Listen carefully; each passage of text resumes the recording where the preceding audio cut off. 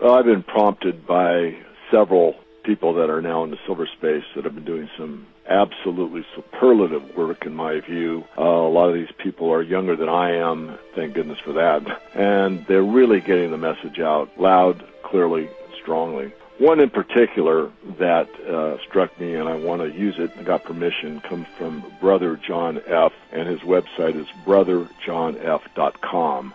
This one that I'm going to comment on in particular struck quite a nerve with me. So let me start by speaking about what I believe strongly is the Achilles heel of the financial system, and I believe that's silver, not gold. The reason I say that is a couple. One is that the old adage that he who owns the gold makes the rules has quite a bit of merit, and the ownership of gold is still held by a great deal of central banks. Regardless of how many times it's been hypothecated, swapped, loaned out, deep storage, and on it goes, the bottom line is most of that gold is still resting in a central bank. It could be argued on proper ownership, but as we all know, possession is 9/10 of the law, meaning that if it's sitting in a central bank, the central bank is in a good position. In other words, they've got access to it. So bear that in mind when it comes to gold. On the silver side, for all practical purposes, no silver is held in the central banking system, and it's been dismissed by the banking system as money for a very long time, which actually, in my view, gives us an advantage because silver is a monetary metal, certainly is an industrial metal as well. But the monetary aspects are coming to the fore more and more due to people talking about it and explaining monetary history. If you go to many people that are involved in the precious metals industry on all levels, you have gold money, which uses both gold and silver. You have Hugo Salinas Price, who has started the campaign many years ago to institute a policy where you could have the silver libertad, silver ounce, circulate alongside the peso. That's still in play, whether or not it gets brought into legislation to be determined. But again, I believe that the Achilles heel is the silver market. And all it takes is more and more people waking up to the financial system as it really exists and to start to buy into the silver story and purchase physical metal for this to have a drastic impact. What I'd like to do now is comment primarily on this video that was done by Brother John F. and a couple of comments. One, you should watch the entire video, but the part we've selected to show you in my video is when Dr. Ron Paul shows the silver ounce to Bernanke. Brother John comments that this is highly symbolic. This ounce of silver back in 2006 would buy over 4 gallons of gasoline. Today it'll buy almost 11 gallons of gasoline.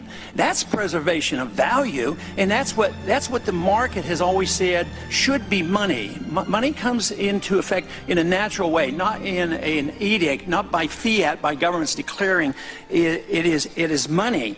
But why is it that we can't consider, you know, the two of us, an option?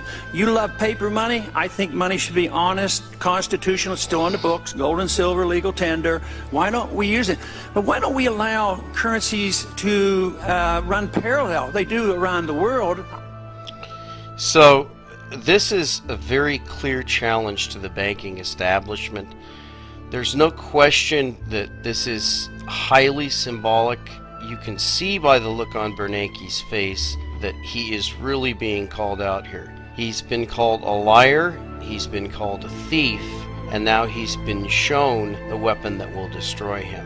Brother John comments that this is highly symbolic, that he's showing the silver bullet to the vampire.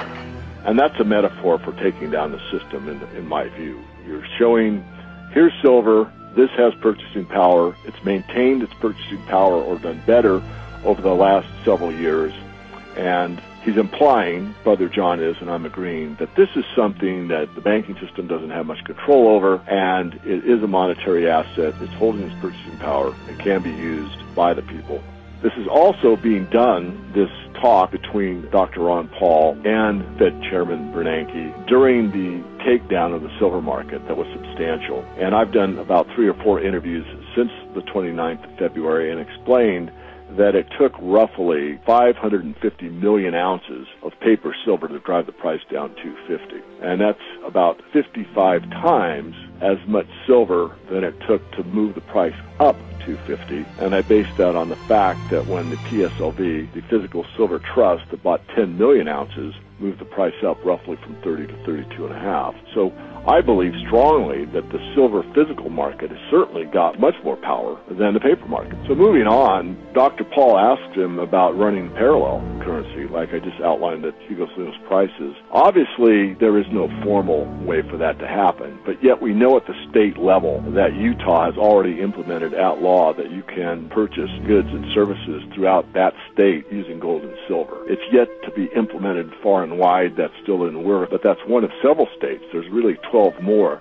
that have similar legislation. So obviously, we're getting to the point that I have forecast and many others that as things deteriorate further, that people seek value and value-based money, and I think that's going to catch on more and more. This is going to cripple the ability of the banking establishment to manage the price as they have done for so long. The other part I'd like to comment on is when Dr. Paul talks about keeping your money in the mattress. You know, if inflation is so low, and he says, I don't agree with that, but if inflation is so low, this hurts savers, because where are you going to put your money? In the mattress?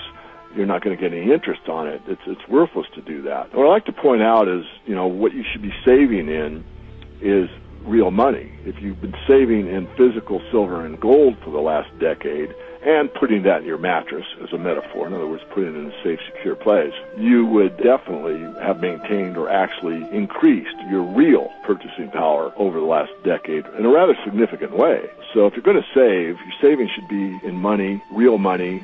And lastly, what I'd like to comment on, actually above and beyond all that I've said already, and that is my view on the most important of all.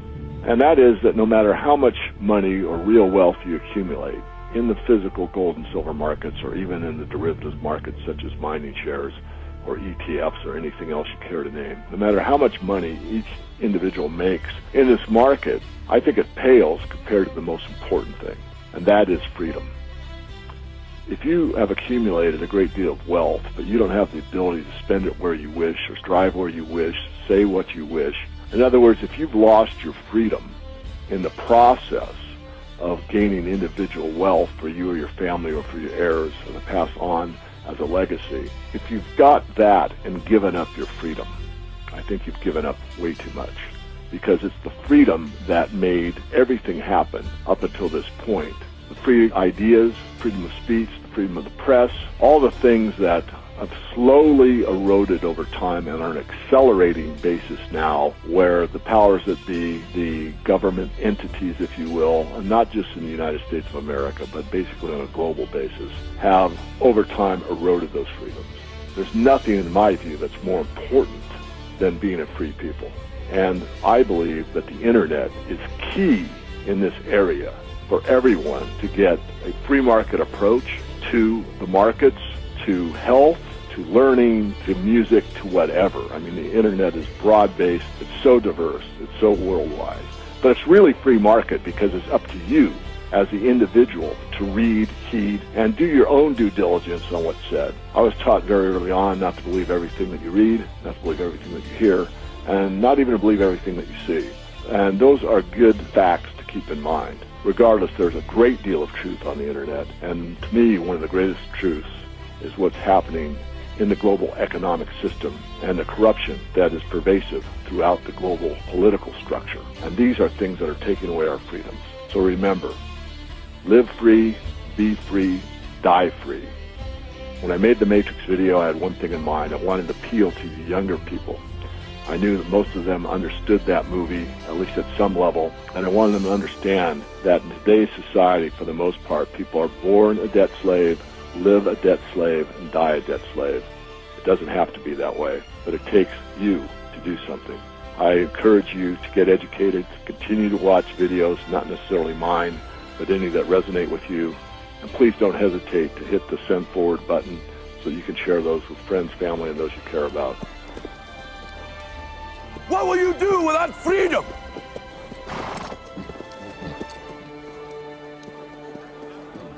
And dying in your beds, many years from now, would you be willing to trade all the days from this day to that for one chance, just one chance, to come back here and tell our enemies that they may take our lives, but they'll never take our freedom!